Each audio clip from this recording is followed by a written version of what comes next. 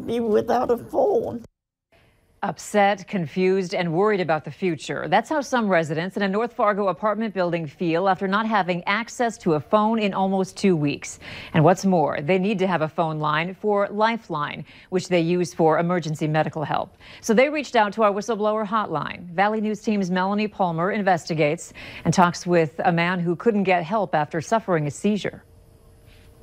I'm just kind of worried, because what if someone tries to call me and they can't get through? It's a problem Gene Moser and other residents in the New Horizons Manor apartment have been dealing with for almost 2 weeks now. They tell us their phones aren't working, and it's especially bad for people like Jack Hoffert who rely on Lifeline. I fell, I had a seizure, and I tried pushing my Lifeline, and I couldn't get no response.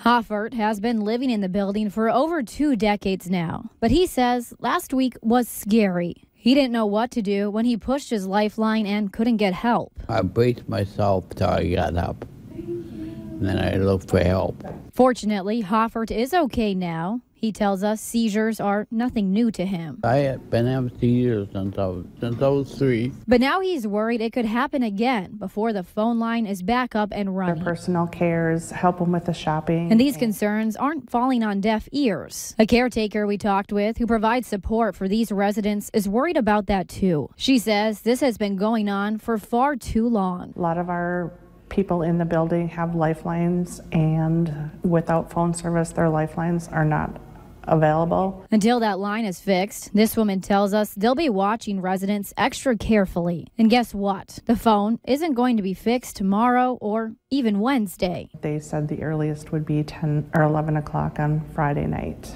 So for people like Moser and Hoffert, they're hoping they won't need medical help until then, and will be counting on the people who take care of them. In Fargo, Melanie Palmer, Valley News Live. We also talked with someone from New Horizons Manor who says they are doing what they can, and the outage is through CenturyLink.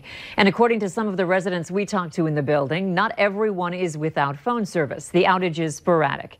We reached out to CenturyLink to see the cause behind the outage and are waiting to hear back. If you need help with an issue